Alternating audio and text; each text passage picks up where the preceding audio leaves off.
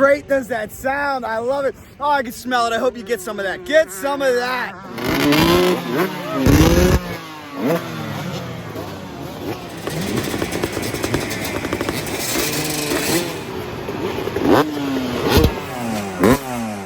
Legendary Glen Helen Raceway. Ah, nothing like a two-stroke, and I got 5 reasons right now why every major motorcycle manufacturer should still make them. Check out this history. 1989 Honda CR 125 right behind it. 1989 Honda CR 250. We got a lot to see. It's the Two Stroke Nationals here at Glen Helen Raceway. So many iconic two-strokes to see. Still smoking. If you didn't believe me, on all different years represented, how about this late 70s Yamaha 250? Take a look at it, guys. This was before water cooling. This one's got some updates on it, though.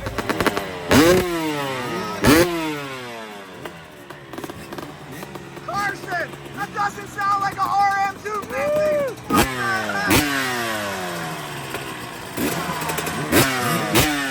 Guys, this is what it's all about right here. 2002 CR 250, the Ricky Carmichael graphics. Nice bike, sir. That brings us to reason number 1, the sound.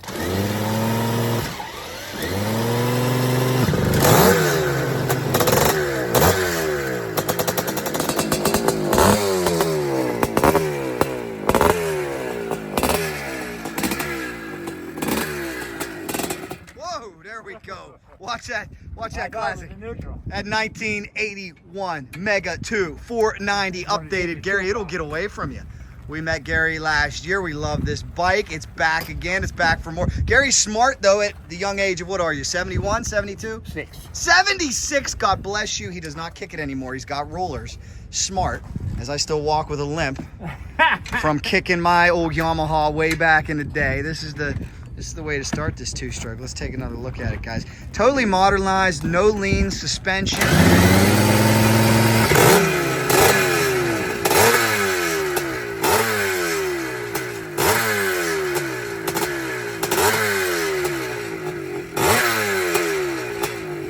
Whoa, you okay? Oh, Gary, you okay? Why? Oh, man. Oh, man. Oh, man. Here we go. You okay? Holy shit. You scared me. You scared me. Could have sworn it was. Holy moly. It's okay. What's a race bike, like you said? You okay? Yeah. It still got you. These Maicos bite back. Good Lord. You okay? You okay? We're starting this daddy boy back up here. You want me to ride this? I've never been on a 1981 Maico. I think you need a helmet. I think I do need a helmet too. I need a lot more safety gear than that, but we'll...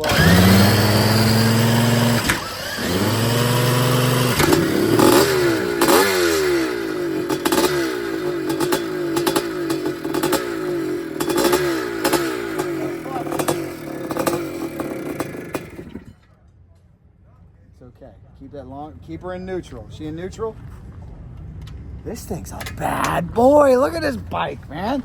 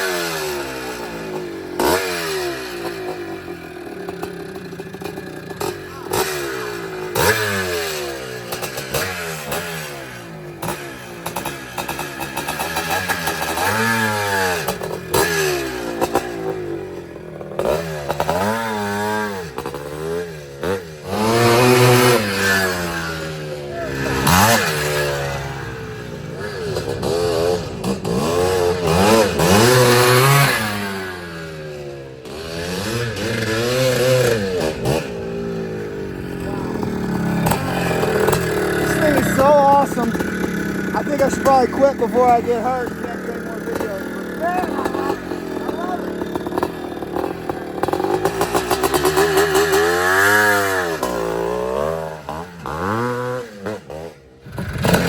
Call me Grant Langston Jr.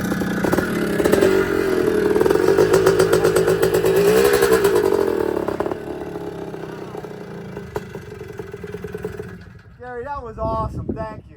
What a rush. I've never, ever in my life, I can't believe this bike has this much power. 1981. Unbelievable the amount of power this thing has. It just wants to keep pulling the front wheel up. I knew I had to check myself because it's so hard packed here. It just wants to get loose. It wants to spin the tire. But did you feel how smooth the power band was? Smooth. Tell me what you got done to the engine again. Use a bone stocker with the reed cylinder. Why don't they still make Maicos? Well, you know, when the Japanese Yamaha can sell pianos and motorcycles at a loss. Wow. Well, sir, I appreciate it. Thank you for starting it. And sorry we had to get off there, but hey, they'll get you. Sometimes it's a bike. I love it. Thank you very much. And we'll be changing a few tires over there. 04 RM 250. Yes, sir. Nice bike. Got to keep fresh rubber on that thing, huh? Yep. No I'm doubt. ready for Moto 1 tomorrow. Look at this beauty. Throwing it way back with this Suzuki RM 125. So cool. And of course, that is the Pasha KTM 125. Sir, what is your name? Josh Mosiman. So Nice to work meet for you. Motocross Action and testing Pasha's bikes all the time. Now he's letting me race one this weekend, so excited for it.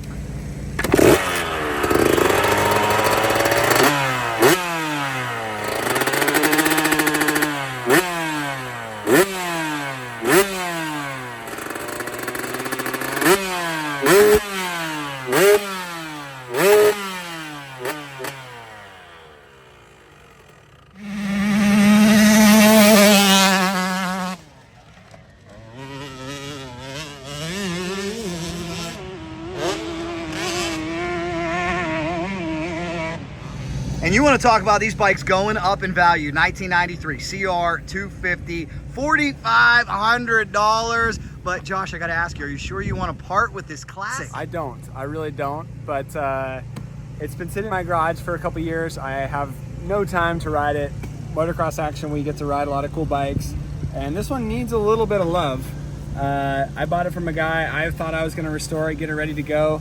He started it when he gave it to me, but it hasn't been started in like 3 or 4 years since I bought it from him. So, but yeah, beautiful bike. 93 through 96 was the McGrath era of the CR 250. This was like the bike to have, and everybody says it was the best bike. So when I saw it, I bought it, and now we're racing other two strokes, and it's time to move on. So if somebody wants it, it's up for sale. If nobody wants it, then maybe someday I'll have to fix it up and ride it again. It's a piece of history.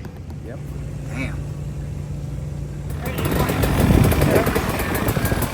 What do we have here? Oh, let's hear that. That sounds like a Pasha bike. The engine's cold. Woo! Another Pasha KTM.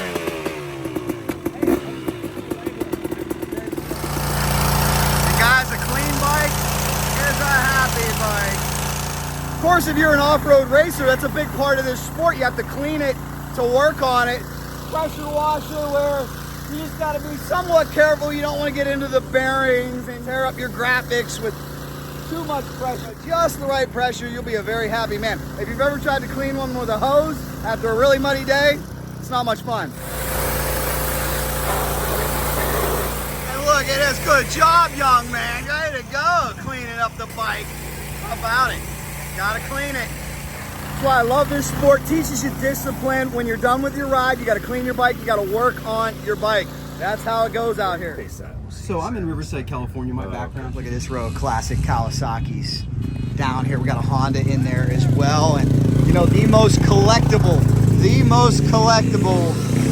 two-stroke in this world, in my mind, the KX 500, maybe the CR 500. We can have that debate down below, but I'd probably give the nod to Cowie, the KX 500. And look at this, bright and early. We got a YZ80 rolling in. It must be the day of the two-stroke nationals. Good to see you, good to see you. Look at that beautiful YZ80.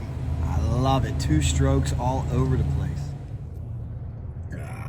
Love it, love it, love it. So I'm just loving this trip back in time, seeing all these two strokes coming into the race this morning. It's got me thinking, you know, quick little history about this race is they used to have the White Brothers four-stroke shootout here at Glen Helen. Why? Because, yes, kids, four strokes used to be the minority. Outside of XRs in the woods and things like that, you had Mr. Doug Henry, who changed the game in 1997, and they would have a four-stroke shootout. Well, now we know it's the two-stroke shootout. It makes me wonder, what's next? I just got a glimpse of, are we going to be doing this in 20 years, having the gasoline shootout with electric dirt bikes coming? I don't know. I hope not. But, I mean, e-bikes certainly have their place. I just hope they don't far outnumber gasoline bikes. Nice big turnout here for the two-stroke world championship.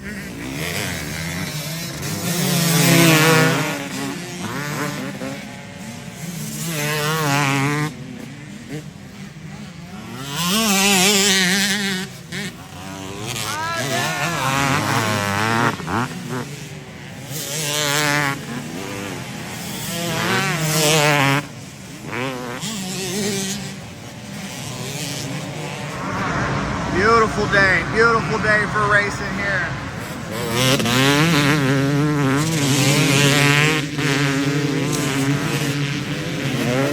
Guys, this is what it looks like as you get ready to blast down this straightaway into Talladega Turn.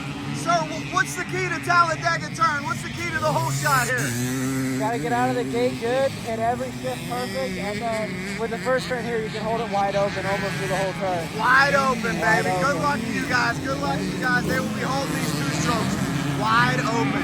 That brings us to reason number 2, the smell. The smell smells great. Oh, you gotta love it.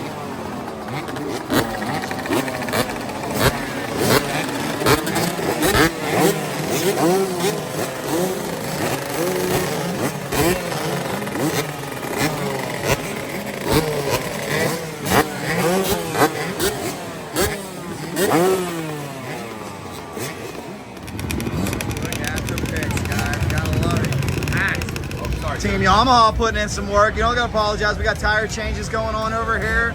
Ready to go. Sounds great.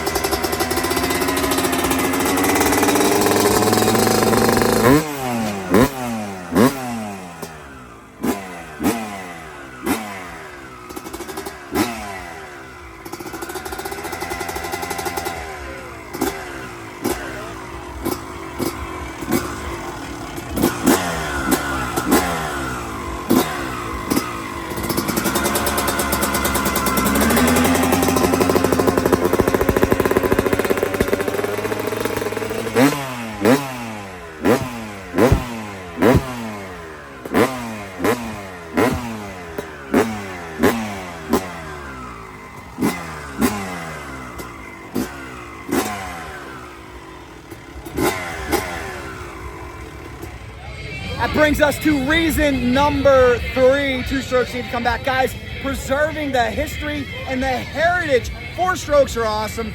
That's where all the horsepower is. We know that's where everything is right now, but this is where it all started, and it's not a bad idea to look back and reminisce and pay homage to the way motocross began. Well, Spencer, it is all about a bygone era. What is it about two strokes that draws you in and keeps you just loving this? The smell. The smell. You can't beat it. Tell me about this build that you guys did. Yeah. It looks awesome, man. It's just a 95. It's not really a replica, but it's just like made to look old. We're doing 5 of these. We're building 5 CR250s that are all around the same year. So this is the first one we got done. We shot with Dirt Bike Magazine, and it just came out great, man. Any new little updates or anything to this? Nothing too crazy. We welded the frames, got them really good. This pipe we cut a long FMF, cut it, and then added a shorty attachment. And then we stripped, well, they only make the chrome pipes right here. So they chrome, but if you strip it all, and then we had our buddy, Robbie, do all these weld lines, and then weld this badge on. So, and then put a new clutch in it and all that stuff, and it rips. Beautiful motorcycle. Thanks. Welcome to Two Stroke Nationals. Two-stroke, young lady, I think you're the best dressed at the Two Stroke Nationals. Where did this outfit come from? You rock. You might get a little dirty today, but you're gonna smell some good smells. So enjoy. Good to see you guys. She is the best dressed here. She's got brave young lady. I don't recommend open-toed shoes at Glen Helen, but she's paying the price for a strong fashion statement. Looking good. Here comes the Pasha light.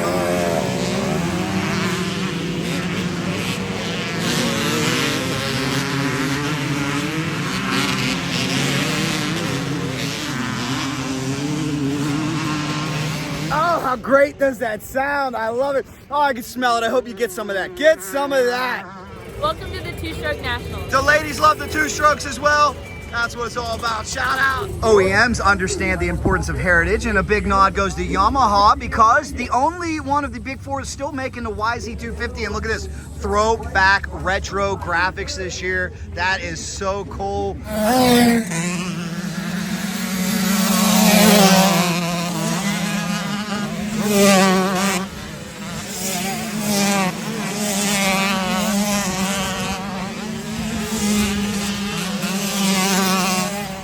Yeah, they got a few tires here at Glen Helen Raceway, all the equipment it takes to run 300 plus events a year. Something I love about Glen Helen too, you know, I talk about this all the time, we got to save motorsports. Yes, unfortunately, we're losing some tracks in all forms of racing, land value skyrocketing, and you worry about what's going on, but here at Glen Helen, guys, they run over 300 events a year. They have a short course track, lots of moto action. It is great. Well, excuse me, gentlemen, I have another question for you too. After spending time on four strokes, what's it like coming back to a two-stroke?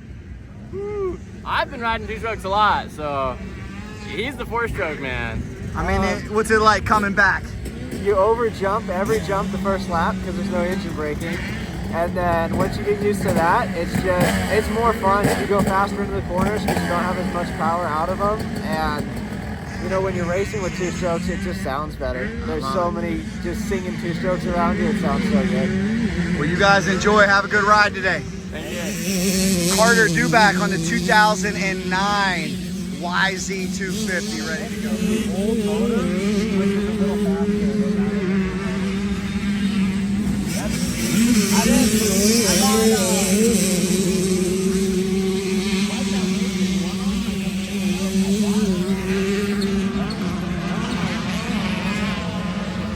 Moto fans, this is what it's all about. It's a Suzuki, right? No, no, no, no, no. It's a 101. It's something you've never seen before. Let's investigate. Carson Brown's machine, yellow. What is it, a Suzuki RM 250? No, no, no. Let's take a look in that engine bay. Guys, that's about a 2000-ish KTM punched out to 300 cc's with a carburetor inside a modern 2023 Suzuki RMZ frame. This is the type of ingenuity that we see out here at the Two Stroke Nationals. It is so cool. Twisted Development, BBR. Let's find out more about this bike and see it in action.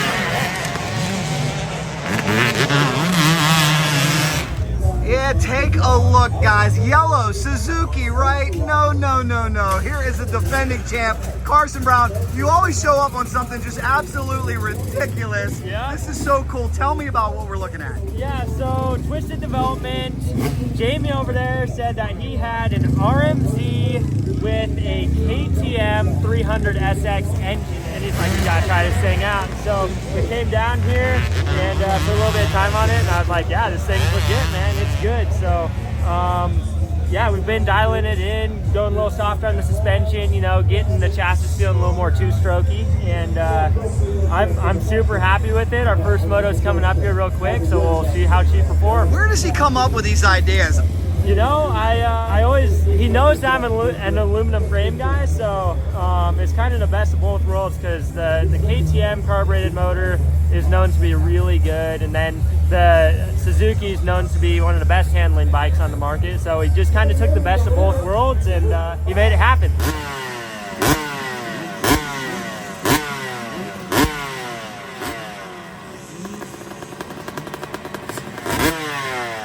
Always a pleasure to be joined with Dwayne Brown, BBR, the world's only YZ 125 Super Mini. So I know you got to have a tear in your eye looking at the world's only KTM 300 RMZ.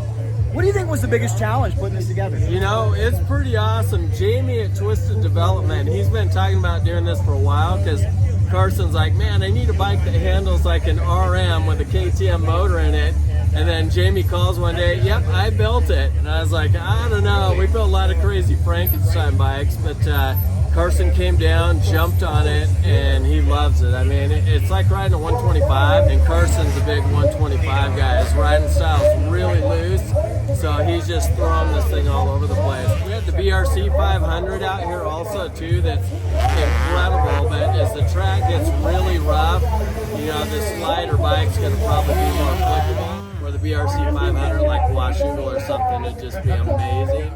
I mean, they're both great, but I think for how beat up the track's going to get today, this bike will be great. How would you compare this to everything you've ever ridden? Is it truly a one-on-one? Is there nothing like this out there? I haven't ridden anything like this for sure. I mean, it's legitimately just a mix of the best of the both. So, yeah, I'm interested to see how it performs right now, and I'm stoked I've got the opportunity to ride it. That is so cool. Are you the perfect teammate for Twisted Development? Because I know your dad, he's got the world's only super mini YZ 125. Yeah. You guys love Frankensteins. You love these custom builds. I mean, are you guys just thinking along the same lines here or what? Yeah, I mean, it's cool because, yeah, Jamie and my dad, you know, they're pretty similar in the way that their minds work. So it's a good combination, and I've enjoyed working with both of them.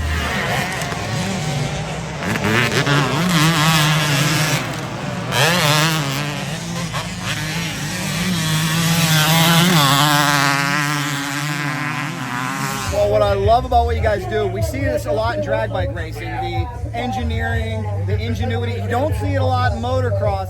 What are some of the biggest challenges you run into embarking on a project like this? You know, the toughest thing is just getting the engine sitting in the right spot. It's a 4-stroke chassis, this Suzuki. They're not made to have a 2-stroke in them, so, you know, Jamie did a good job getting everything set up in there.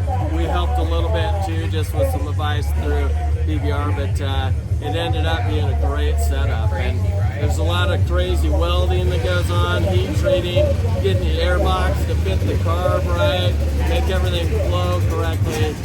Pro Circuit, Mitch over there made a custom pipe for it. He knows how Carson likes to rev them, so they rolled it over there. Mitch built a special pipe for it. Just an amazing bike. Look at this battle. Here comes Carson Brown. Followed closely by Ryan Villopoto, 1 and 2. A battle here, ladies and gentlemen. What's the most difficult part when you embark on a custom build like this and you go out on your own? What's the toughest part of making everything work? Yeah, you know, when you have an engine like this, you gotta get the tilt and everything right, and they did a really good job with that, and you just don't know how it's gonna be, because, I mean, this bike is made for a 4-stroke engine, and then this engine is made for a 2-stroke chassis, so it's like you don't know what you're gonna get until you do it and have the outcome. And you got to be really careful where you weld the braces on the frame and where you're welding the motor or the engine mounts and all that. So there's a lot that goes into it. I mean, you can see that they welded a bunch on the radiator. Let's take a look. Let's take a look at some of the welding. Yeah, so they were welding on the radiators to make that work. Mitch Payton over at Pro Circuit did this custom exhaust and silencer to fit this engine and body together. Yeah, the boys at Dirt Bike Magazine gave me the opportunity to pretty much ride this thing and test it out for them.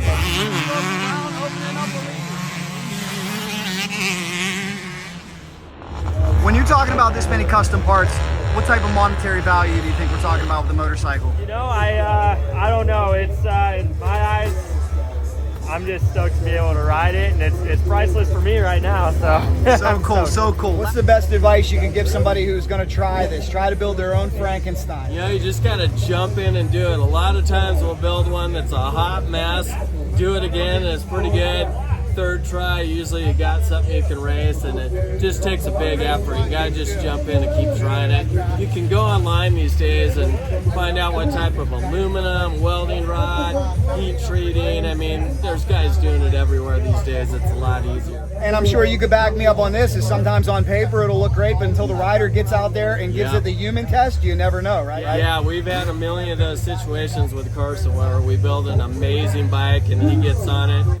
this is a mess. Or other ones where we're like, I don't know, and he's like, yep, don't change anything. So it's been great to work with him just because he's at a high level right now. He's the right age to do it, so really fun testing with him. Last question for you here. You're very popular on social. You love to ride these Frankensteins.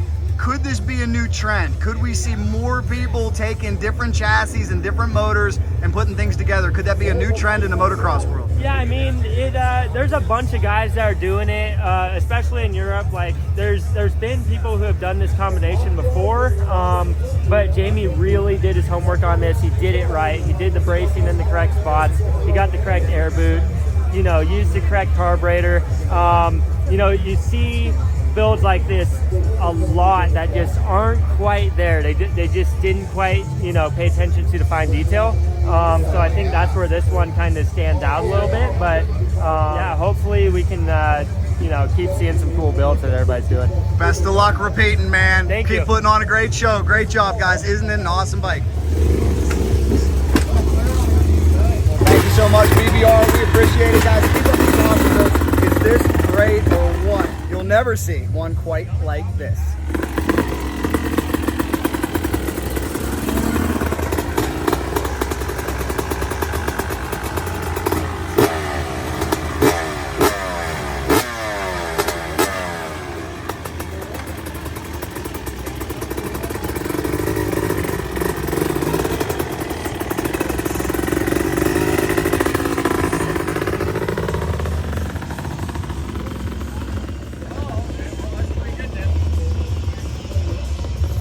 Was that cool or what, guys? And that's what we show you on this channel. We dig deep. We go to the pits. We go to all the big events. Racing Jack has got your back. I want to know what you think down below about that incredible KTM 300 Suzuki.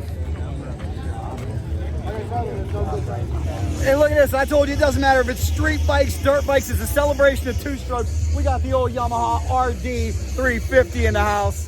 Really special bike. You know, we love these on this channel. The RD, ladies and gentlemen.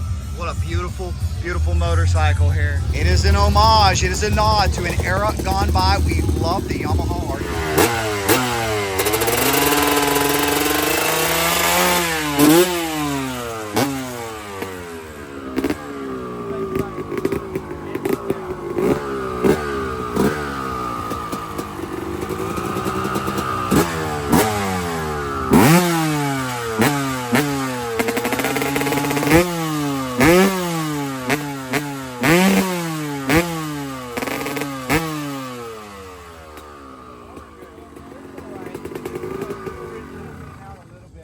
Guys, look at the tuning just right, the jetting right, no laptop. They're tuning the carburetor old school. And that brings us to reason number 4, and that is simplicity. No valves. These motorcycles are a lot easier to work on. A lot of guys can rebuild a top end in their garage.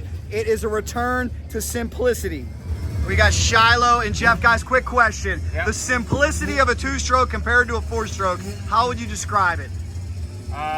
Way simpler. Way simpler. But he does suspension, so it's...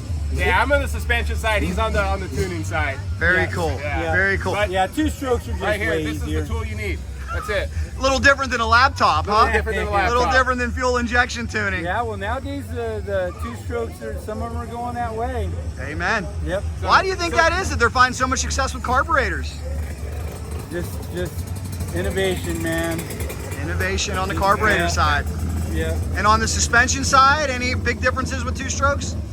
Just a little bit different with the valving, a lot lighter bike, so we're not, you know, moving as much mass around the track. So stay a little bit lighter with the valving and make it really good for the riders.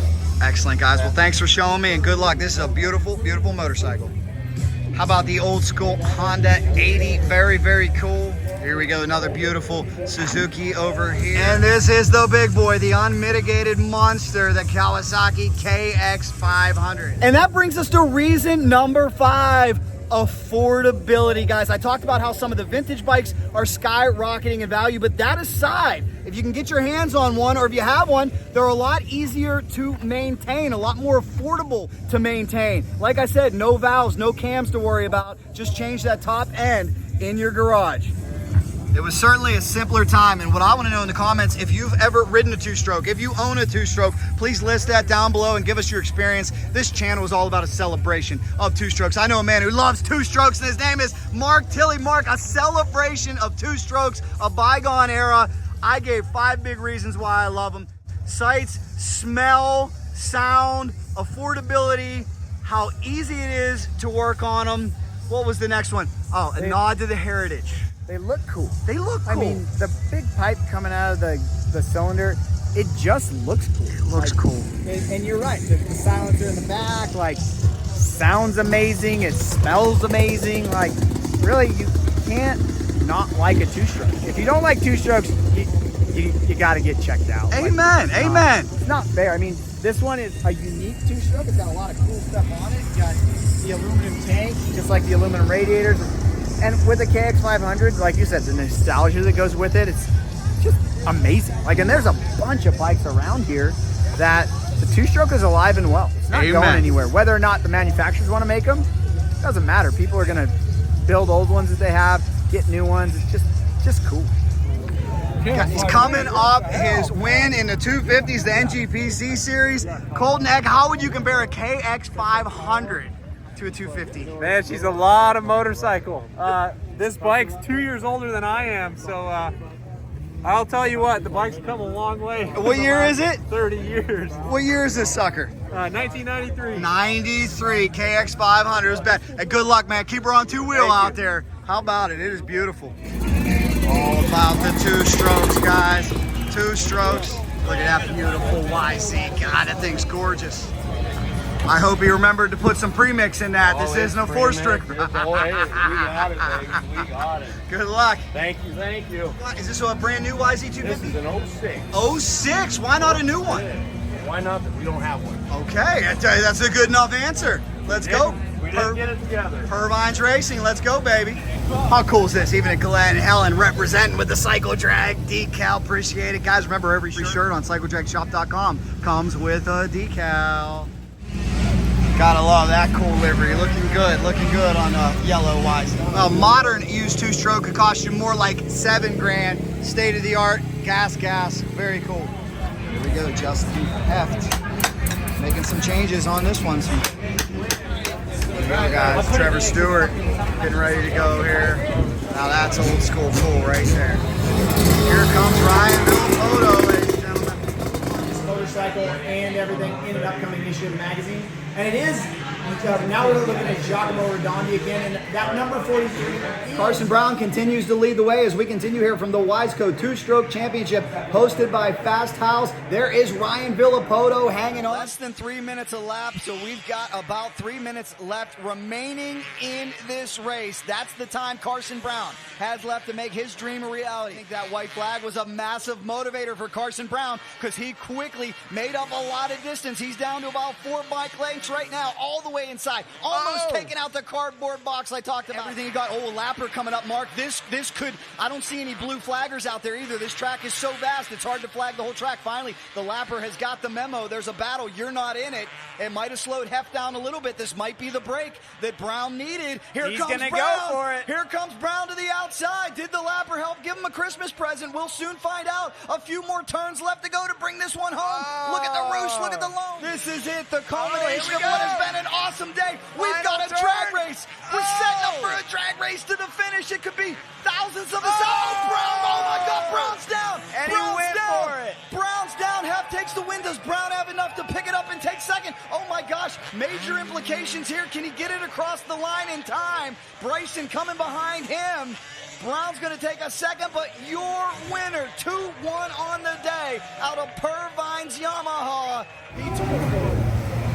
Here's the way they finish. Justin Hoeft first, Carson Brown second, Giacomo Rodondi third. Look at that, the old school 97, love it. I had one of these bikes. Yeah, this one looks really good. Super cool, man. Good luck to you. He's got the 97 two-stroke. A lot of tributes to Ricky Carmichael over here, that's for sure. You are allowed to use those to help you here on the starting line. Very cool. Plenty of female riders out here as well.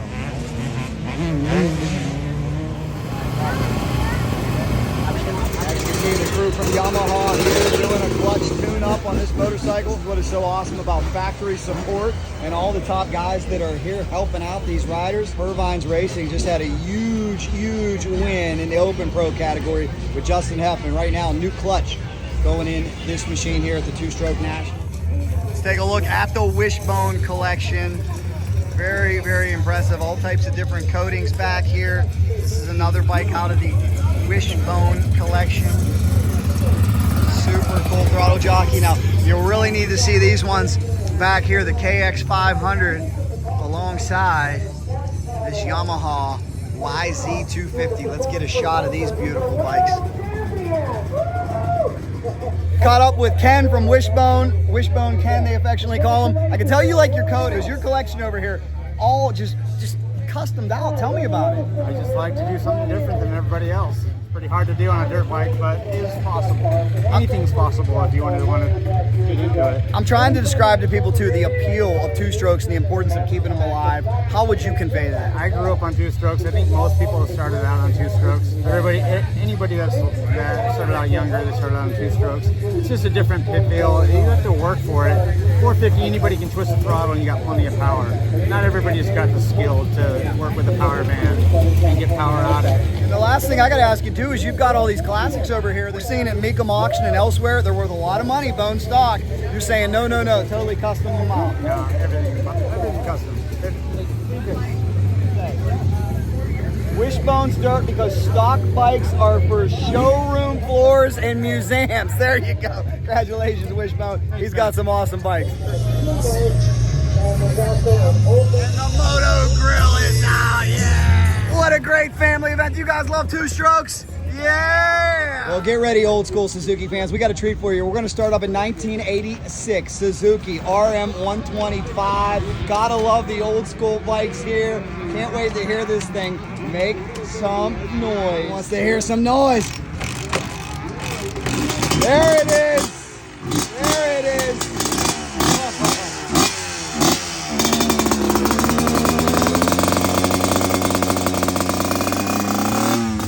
Fun and riding dirt bikes, you know, it's what we all love. You guys want to go way back? How about a 1978 YZ 400? This one did compete the Catalina Grand Prix. Piece of history, keeping them alive. Thank you so much.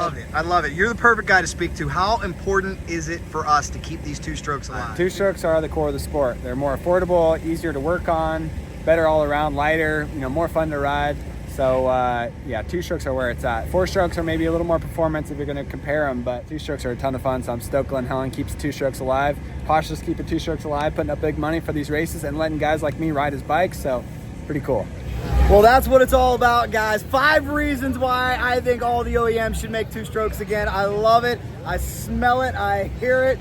I just can't get enough of it. I'm sure there's a lot more than 5 reasons too, and you can leave those down below in the comments. So thank you guys so much for watching. This is what we do. If you love two strokes, you have found the right channel. We got Two Stroke Bike Week coming up. Subscribe so you don't miss it. And in the meantime, if you like another video, here's another one for you. Subscribe right in the middle, and you know if there's anything, fast motorcycles or two strokes, we're in from legendary, iconic Glen Helen Raceway, Cycledrag. Rolls on.